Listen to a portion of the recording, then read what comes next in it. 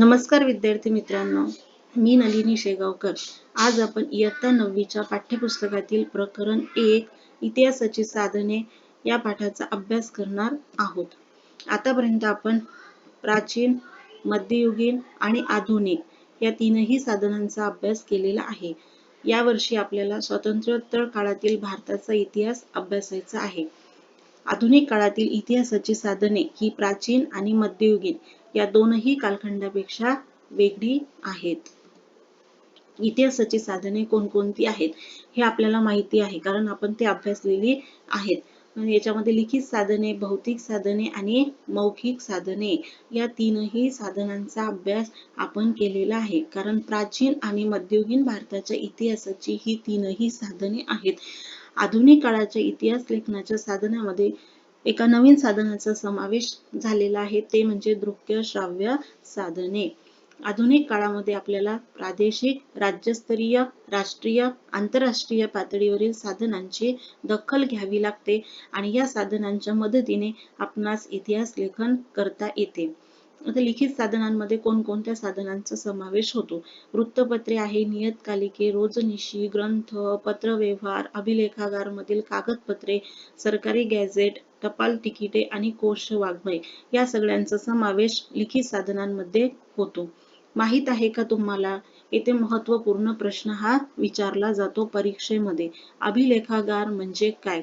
तर अभिलेखागार म्हणजे ऐतिहासिक दस्तऐवज ज्या ठिकाणी जतन केले जातात त्या ठिकाणास अभिलेखागार असे म्हणतात.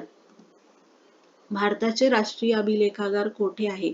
तर भारताचे राष्ट्रीय अभिलेखागार नवी दिल्ली या ठिकाणी आहे आणि आशिया खंडातील सर्वात मोठे हे अभिलेखागार आहे. तर हाही प्रश्न परीक्षेमध्ये येतो.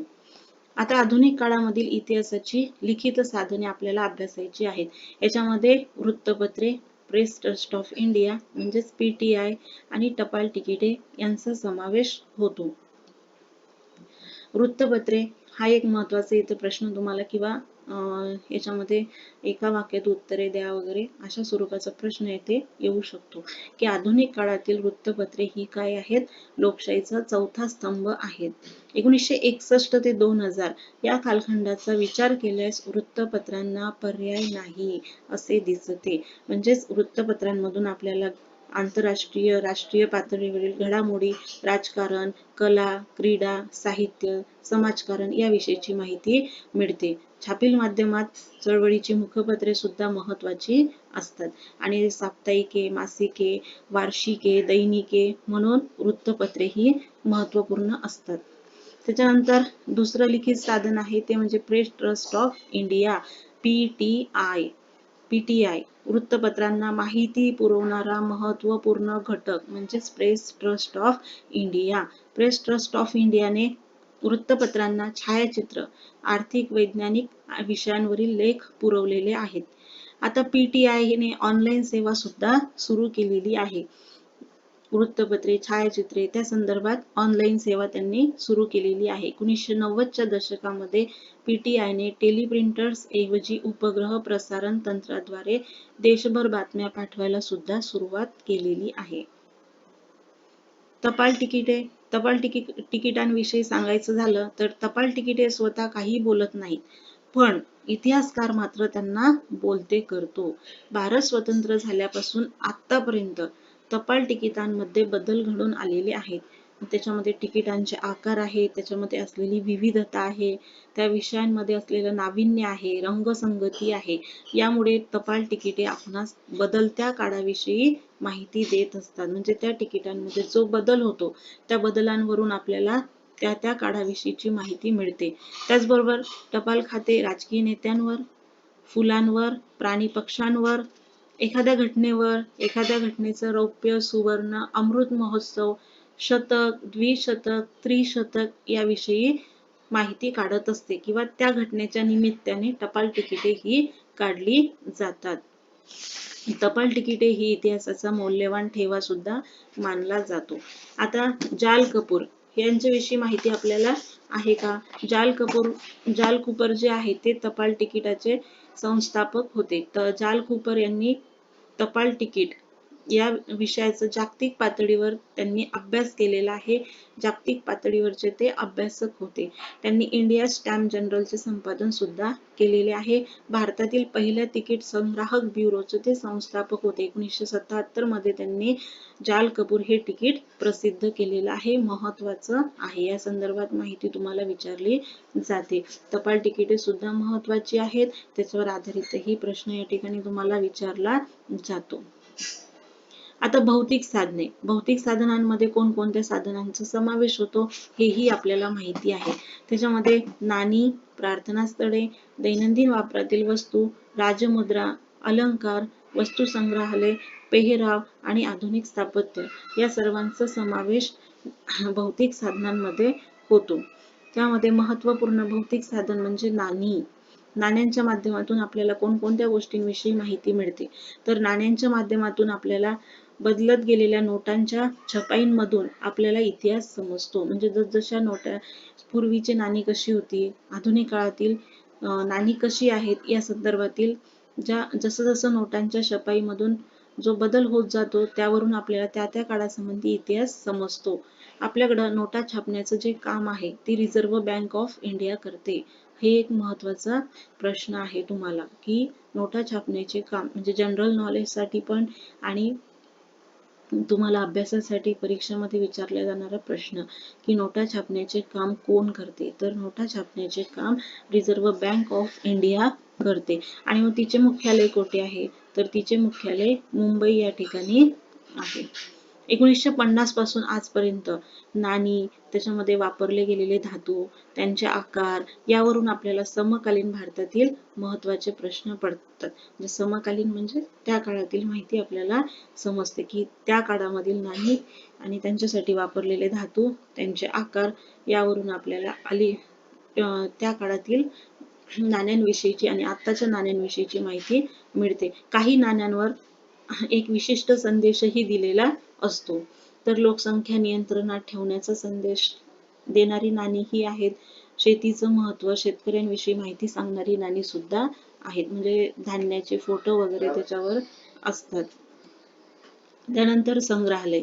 संग्रहालय भारतातील सर्वच राज्यांमध्ये त्या त्या राज्यांची वैशिष्ट्ये सांगणारी वस्तू संग्रहालय आहेत. प्रत्येक राज्याचे एक विशिष्ट प्रकारचं वैशिष्ट्य सांगणारी वस्तू संग्रहालये आहेत, किंवा प्राचीन काळापासूनची त्या राष्ट्राविषयी, त्या राज्याविषयी माहिती सांगणाऱ्या वस्तू संग्रहित केलेल्या आहेत. त्यावरून आपल्याला इतिहास समजण्यास मदत होते. मग आता उदाहरणार्थ, मुंबई या ठिकाणी असलेलं ऐतिहासिक वस्तू संग्रहालय छत्रपती शिवाजी महाराज वस्तू संग्रहालय हे महत्त्वपूर्ण वस्तू संग्रहालय आहे. पुणे शहरामध्ये रिझर्व्ह बँकेचे वस्तू संग्रहालय आहे. मौखिक साधने. मौखिक साधनांमध्ये कोणकोणत्या साधनांचा समावेश होतो? मौखिक साधने म्हणजे काय, की जे लिखित स्वरूपात नसतात किंवा वस्तू वास्तू यांनाही आपण म्हणणार नाही, तर एका पिढीकडून दुसऱ्या पिढीकडे जी माहिती संक्रमित केली जाते पिढ्यानपिढ्या, त्याला आपण मौखिक साधने म्हणू. मग त्याच्यामध्ये लोकगीते आहे, गाथा आहे, श्लोक आहे, अभंग, पोवाडे, म्हणी आहे, कथा आहे, मिथके आहे, या सर्वांचा समावेश मौखिक साधनांमध्ये होतो. आता आधुनिक भारताच्या इतिहास लेखनामध्ये आपण 3 प्रकारची साधने पाहिलेली आहेत. त्याच्यामध्ये मौखिक, मौखिक साधने, लिखित साधने आणि भौतिक साधने या तीनही साधनांचा अभ्यास प्राचीन मध्ययुगीन काळामध्ये केलेला आहे. पण आधुनिक इतिहासाच्या साधनामध्ये आपण एक महत्त्वपूर्ण आणि नवीन साधन अभ्यासणार आहोत, ते म्हणजे दृक्य आणि श्राव्य साधने. मग दृक्य श्राव्य साधने म्हणजे काय असतं? तर आपण जे डोळ्यांनीही पाहू शकतो आणि कानांनी ऐकू शकतो असं साधन म्हणजेच कोणतं साधन आहे? दृक्य श्राव्य साधन आहे. मग याच्यामध्ये दूरदर्शन आहे, चित्रपट, आंतरजाल इत्यादी डिस्कवरी चॅनल वगैरे आहेत. ते आपल्याला माहिती आपल्या समोर दिसूही शकते आणि आपण ती माहिती ऐकूही शकतो. अशी साधनं म्हणजे दृक्य श्राव्य साधने. विविध देशी परदेशी वाहिन्या आहेत, हिस्ट्री चॅनल आहे, डिस्कवरी आहेत. यावरून आपल्याला ऐकीव स्वरूपात आणि आपण प्रत्यक्ष डोळ्यांनी पाहू शकतो, अशा दोन्ही स्वरूपातील माहिती आपल्याला या साधनांच्या आधारे मिळते आणि त्या काळातील इतिहास आणि आत्ताची परिस्थिती आपल्याला या ठिकाणी समन्वय साधता येतो. त्याच्यानंतर film and television institute of India ही एक संस्था आहे. भारत सरकारने पुणे येथे 1960 मध्ये लोकशिक्षण देण्याच्या हेतूने या संस्थेची स्थापना केलेली आहे. अनुबोध या संस्थेने तयार केलेले आहेत. FTI ही एक संस्था या ठिकाणी कार्यरत आहे. देशासाठी योगदान देणाऱ्या व्यक्ती आहेत. महत्त्वाच्या स्थळांची माहिती देणारे जे अनुबोधपट आहेत, या संस्थेने तयार केलेले आहेत किंवा या विभागाने तयार केलेले आहेत. आधुनिक भारताचा इतिहास समजण्यासाठी हे वृत्तपत्र आणि अनुबोधपट जे आहेत ते उपयोगी आहेत. अशा प्रकारे आपण आतापर्यंत आधुनिक भारताच्या इतिहास लेखनासाठी उपयुक्त असणारी काही साधने बघितलेली आहेत. भौतिक, लिखित, मौखिक आणि दृक्य श्राव्य साधने या चारही साधनांचा आपण अभ्यास केलेला आहे. 21व्या शतकामध्ये काळ इतक्या वेगाने बदलत आहे की ही साधने सुद्धा अपुरी पडतील. म्हणजे जर आपल्याला एखाद्या घटनेचा अभ्यास करायचा असेल तर आपल्याला या ठिकाणी जी साधने उपलब्ध आहेत ती साधने सुद्धा 21व्या शतकामध्ये अपुरे पडतील, कारण हा जो काळ आहे तो इतक्या वेगाने बदलत आहे. त्यामुळे स्वाभाविकपणेच नवीन साधने या ठिकाणी पुढे येत आहेत. त्याच्यामध्ये घरगुती टेलिफोन आहेत आणि मोबाईल आहेत. म्हणजे हा जो प्रवास आहे, पूर्वीचे घरगुती टेलिफोन तिथपासून ते आधुनिक काळातील मोबाईल फोन, हा जो काळ आहे हा काळ झपाट्याने बदलत आहे. त्यामुळे आपल्याला ही जी साधने आहेत इतिहासाची तीही या ठिकाणी अपुरे पडतील. त्याच काळामध्ये आलेलं पेजर नावाचं साधन संपर्कासाठी आलेले होते. म्हणजे हे पेजर नावाचं जे साधन आहे, जेवढ्या वेगाने आलेले होते तेवढ्याच वेगाने ते संपुष्टातही आले. जे मोबाईल फोन येण्यापूर्वी एक आपल्याला मेसेज स्वरूपात माहिती प्राप्त करून देणारं हे एक साधन आधुनिक काळातील एक साधन होतं पेजर म्हणून. तर याद्वारे आपल्याला माहिती आपल्यापर्यंत पोहोचवली जात होती. पण हे जेवढ्या वेगाने आले तेवढ्याच वेगाने ते संपुष्टात आले. आता इंटरनेटवर उपलब्ध असलेल्या प्रचंड माहितीचा उपयोग इतिहासाच्या अभ्यासासाठी केला जातो. परंतु इतिहास लेखन करण्यापूर्वी उपलब्ध जी साधने आहेत त्या साधनांची सत्यता, यथार्थता आपल्याला तपासून घ्यावी लागते. अशा प्रकारे या पाठामध्ये आपण आधुनिक भारताच्या इतिहासाची साधने अभ्यासलेली आहेत. हा जो पाठ आहे तो तुम्हाला नक्की समजला असेल. याच्यामध्ये काही शंका असतील तर तुम्ही मला नक्की विचारू शकता.